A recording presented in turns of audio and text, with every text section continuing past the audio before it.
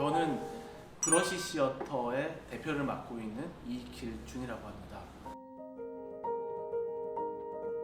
브러시 시어터는 2016년도에 처음 만들어졌어요. 그리고 정확하게 활동을 시작한 것은 2017년 1월부터 아주 작은 사무실에서 12평 정도 되는 사무실에서 이제 시작을 했죠.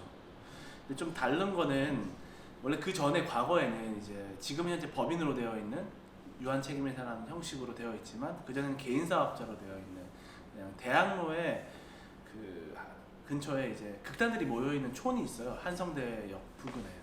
거기 다 지하실마다 뭐 식육 정육점 지하도 극단이고 뭐 어디 식당 지하도 극단이고 웬만한 데 다 지하는 다 극단이에요.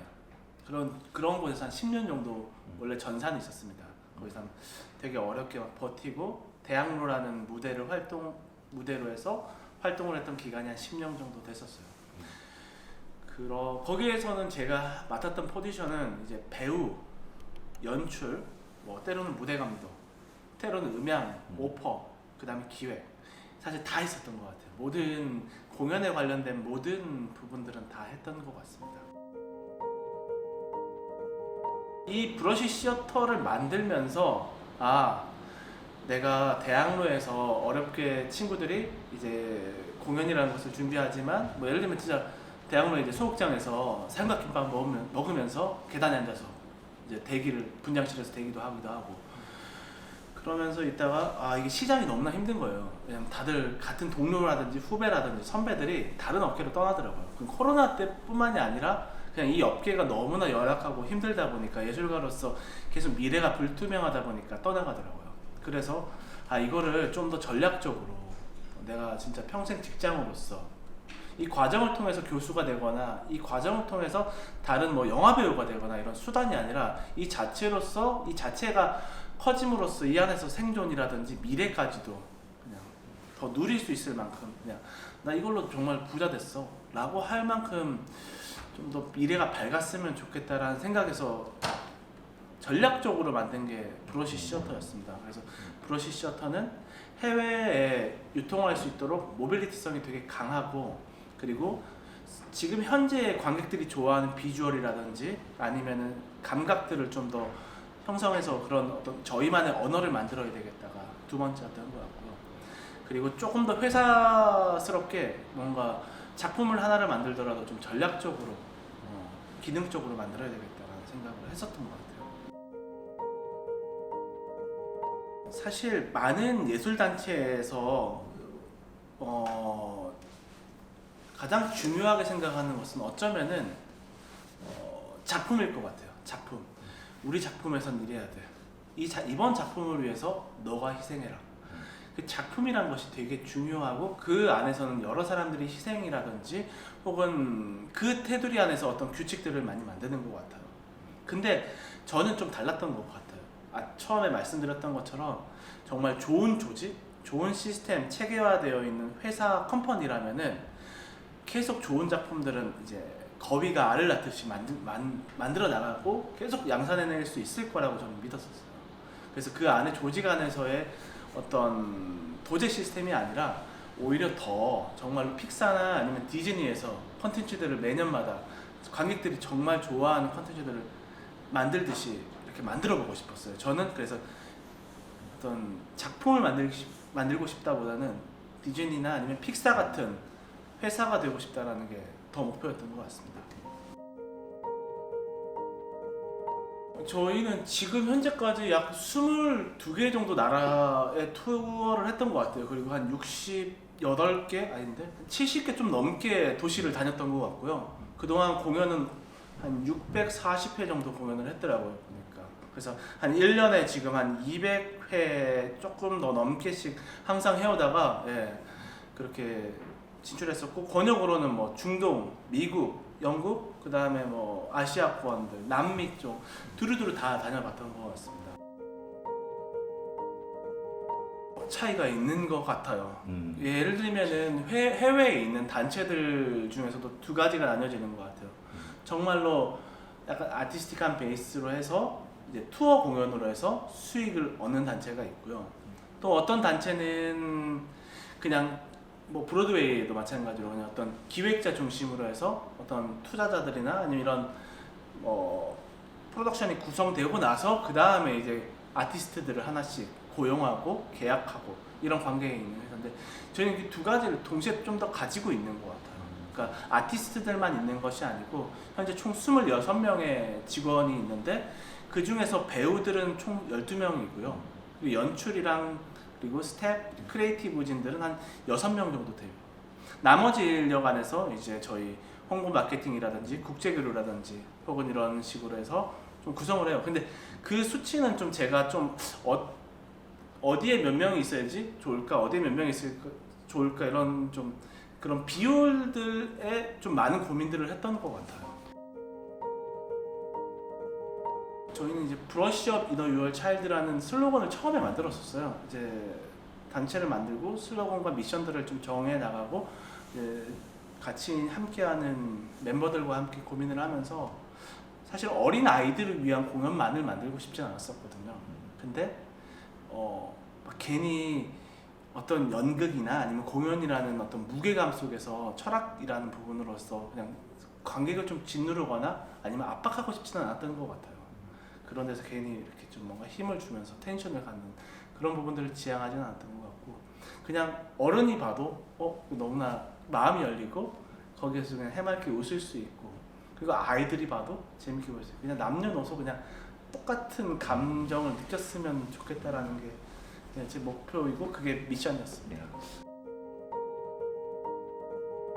사실 좀 해외에 나가기 위해서 이제 한국이란 나라는 이제 언어권이 좀 다르잖아요. 이제 영어를 쓰거나 이러진 않는데 그러다 보니까 대사 말고 다른 방식으로 스토리텔링 할 수 있는 부분들을 많이 고민했고 그런 것들에 대해서 연구하는 시간이 좀 많았던 것 같아요. 그러면서 좀 미디어 아트라든지 아니면은 드로잉이라든지 혹은 음악적인 부분, 폴리사운드 그리고 이머시브 시어터 이런 것들을 좀 적극적으로 많이 배우려고 하고 있고 또 해외 아티스트들이 와서 같이 이제 그런 부분에 대해서 창작해 나가고 있는데 리틀 뮤지션 같은 경우는 리틀 뮤지션과 그리고 저희가 두들팝 그리고 아무것도 없는 왕국이라는 이머시브 시어터 마지막으로 최근에 드래곤 아이라는 작품을 만들었어요. 좀 다 각자 이제 컨셉과 어떤 좀 포인트들이 좀 다른데 리틀 뮤지션 같은 경우는 폴리 사운드라고 그러니까 음향이 나오고 예를 들면 말발굽 소리라든지 혹은 무슨 우르릉쾅쾅하는 천둥 소리라든지 이런 다양한 소리들을 인위적으로 내는 걸 폴리 사운드라고 해요. 근데 그 배우가 어떤 동선을 하고 있고 어떤 모션을 취할 때 직접적으로 그냥 아이들한테 관객들한테 그런 소리가 나오는 과정들을 다 노출하고 그런 부분에서 좀 재미를 주고자 해서 좀 그런 힘을 준 사운드 극이 리틀 뮤지션이라는 부분이 있고요. 두 번째는 두들팝입니다. 두들팝은 낙서라는 부분인데 이제 보드 마카, 화이트보드에다가 마카를 이렇게 그리고 그 마카에 예를 들면 동그라미를 그렸다. 그러면 영상으로 해서 그 동그라미가 살아있는 이제 또 다른 생명력 그리고 계속 움직일 수 있도록 계속 프로젝트 매핑을 하는 것을 좀 연구를 해봤어요. 드래곤 아이는 좀 가족 뮤지컬이에요. 뮤지컬의 장르를 가지고 있고 한 아이가 좀 보통 사람들하고 좀 다른 외모를 좀 가지고 있어요. 좀 편견이라는 좀 테마를 가지고 작품을 좀 이어지는데 좀 제가 좀 해보고 싶었던 거는 거기서 이제 스크린이나 아니면 영상은 대부분 배경으로 쓰이잖아요. 근데 그게 아니라 뭔가 좀 계속 움직이는 어떤 변형되는 어떤 마리오네트처럼 아주 대형 스크린 자체가 마리오네트처럼 이렇게 움직일 수 있으면 어떨까? 어떨 때는 이렇게 텐트처럼 집이 되기도 하고 어떨 때는 거대한 용이 한 마리 되기도 하고 또 어떨 때는 뭐 옆으로 되는 바다가 되기도 하고 그런 식으로 계속 장소가 변형되는 뭔가 마리오네트 같은 대형 오브제가 됐으면 좋겠다. 근데 거기에 영상을 투여해서 조금 더 살아있게끔 만들어보고 싶었던 것 같아요. 예, 그게 좀 컨셉이었습니다. 아무것도 없는 왕국은 아까 전에 말씀드렸듯이 이머시브 시어터예요.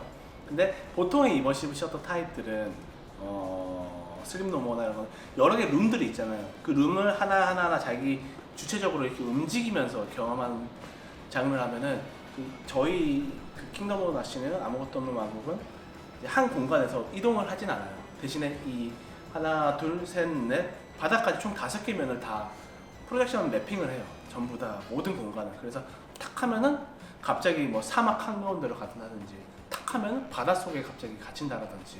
지금은 좀 도전해보고 싶은 거는 갑자기 배우가 딱 하면은 바로 갑자기 뭐 보스턴이라든지 뉴욕 한복판으로 이렇게 뭔가 공간 이동을 다 같이 단체로, 예를 들어서 뭔가 패키지 관광을 간 것처럼 이렇게 또 유대감을 만들어보자, 관객들끼리의. 이런 실험들을 좀 해보고 싶었습니다. 저희가 덴마크에 리플렉션이라는 인형 극단이 있어요. 굉장히 잘 만드는 장인 정신으로 인형을 만들고 직접 퍼페티어들이 이제 하는 건데, 작년에 한 달 정도 해서 같이 인형도 만들어 보고 그걸로 해서 같이 워크숍으로 해서 그런 하는 일들을 해봤는데 되게 많은 것들을 배웠던 것 같아요. 그냥 인형이 좀 어떻게 해야지 재미있게 표현을 할 수 있고 그걸로 관객들과 함께 이렇게 할 수 있는지를 봤던 것 같고, 두 번째로 했던 게 작년에 이제 여름에 이제 뉴욕의 어윈마스와 가이드랜스라는 이제 이머시브 시어터 전문가예요. 그 두 분이 오셔가지고 같이 함께 아무것도 없는 왕국이라는 작품을 만들었는데, 무대랑 객석이랑 이렇게 나뉘어져 있는 것이 아니라 그냥 같이 그냥 배우랑 관객이 공존하고 그 공간에서 프로젝션 매핑을 통해서 계속 장소와 이런 것들을 바꾸는 경험들을 했었는데, 저한테는 굉장히 큰 소중한 시간이었던 것 같아요. 한 달이라는 시간이. 저도 처음에 이걸 어떻게 볼까 생각을 했는데, 다들 나가면서 하는 말이, 저는 오히려 그 말이 제일 기뻤던 것 같아요. 이런 건 처음 봤어. 이런 건 처음 해봤어. 근데 저도 사실 기존에 있었던 관습이나 이런 것들을 되풀이하고 반복하는 것보다 안 해봤던 것들을 또 해보면서 계속 탐험하듯이 그러면서 제 것들이 하나씩 나오고 브러쉬 셔터만의 어떤 소중한 재산들이 생기는 것 같아요. 그냥 요것과 요것 사이에서 고민이 되면은 둘 다 그냥 진짜로 가감 없이 1회 공연 때는 요걸로 써보고 2회 공연 때는 요걸로 써봐요. 그리고 사람들한테 물어보고 이게 더 나은 것 같다라고 제 눈으로 좀 더 보고 판별하는 것 같아요. 또 대신 그걸 만들기 위해서 동료들이나 아니면은 좀 그런 분들한테는 조금 번거롭고 수고스러운데, 제일 보면서 판단하는 게 이게 공연 예술이니까 중요한 것 같다는 생각이 듭니다. 그리고 저희의 좀 특징은 테이블 작업을 거의 하지 않아요. 예를 들면 이렇게 다 같이 모여가지고 대본하고 뭐 무대 디자이너 이야기하고 이러지 않고, 그냥 바로 움직이고 바로 연습 들어가고 바로 만들어내고 투입 시켜보고 아니면 다시 카트 시키고, 그런 식으로 바로 제 눈이나 아니면 제가 본 느낌을 믿지 머리를 그렇게 믿진 않는 편인 것 같아요. 그런 것들에 대해서. 저는 어떤 장르의 아티스트들과 함께 뭔가 협업을 하거나 콜라보를 하기 전에 고민을 하는 게 있습니다. 저 사람이 얼마나 나와 다른지를 먼저 보는 것 같아요. 그리고 다르면 다를수록 저는 매력을 더 느끼고 더 많은 기대감이 좀 느껴지는 것 같아요. 근데 저하고 비슷한 일들을 하고 있고 저하고 비슷한 작업을 했었다, 그럼 사실 만날 이유는 전혀 없는 것 같아요. 오히려 정말로 저하고 맞지 않은 옷을 입었거나 정말로 저건 좀 아닌데라고 좀 멀게 느껴지는 분들, 그런 분들과 함께 소통을 나누고 있고, 그럴 때는 그냥 무조건 그분이 원하는 걸 해보고 있어요. 그래야지 그게 좋은지 안 좋은지를 제가 아니까 뭐 내가 맞느니 이런 게 아니라, 그때는 그런 거 필요 없는 것 같아요. 서로 맞는데 내가 이 사람의 예술관이라든지 이 사람이 할 수 있는 어떤 스킬들을 진짜로 흡수하려면은 그냥 제 거 그냥 싹 지우고 한번 해보는 거예요. 그러고 나면은 저 안에 어떤 또 다른 그 A가 그대로 남아있는 것이 아니라 그냥 그것이 브러쉬 시어터화 혹은 이길준화가 되어서 남아있는 거라고 생각이 듭니다. 네, 그게 중요한 것 같아요. 공연 예술 혹은 저도 이렇게 이쪽 일을 하면서 정말 중요한 거는 이 컨텐츠의 힘인 것 같아요. 이 공연이 가지고 있는 힘. 그러면은 그 힘을 되게 많이 모으고 정비하고 칼을 가는 시간이 현재인 것 같아요. 오히려 저도 작년에 이제 코로나가 터지기 전에만 해도 미국에서 투어를 하고 있었어요. 그래서 처음에 그 내슈빌이라는 도시부터 시작해서 1월에 시작을 해서 5월까지 그 피츠버그까지 가는 일정이었는데, 2월 말에 뉴욕에서 그냥 다 중단되고 그냥 다 취소되고 오히려 격리된 상황에서 한국으로 돌아왔고, 한국에 돌아와서도 인원이 약 25명이 넘어가다 보니까 월급이라든지 이런 부분이 되게 많이 대표로서 부담이 됐긴 했었거든요.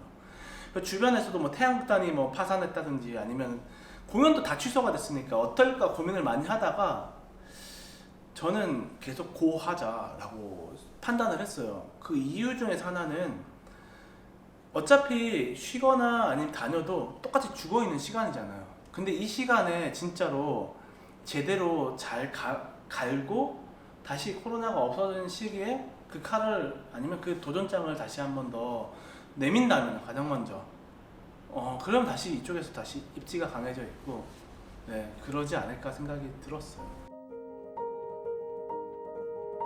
이머시브 시어터를 사실 코로나 상황과 좀 안 맞긴 한데 저는 그래도 오프라인으로 경험할 수 있는 거는 오프라인의 중요한 것은 남들이 가질 수 없는 경험을 해준다고 보거든요.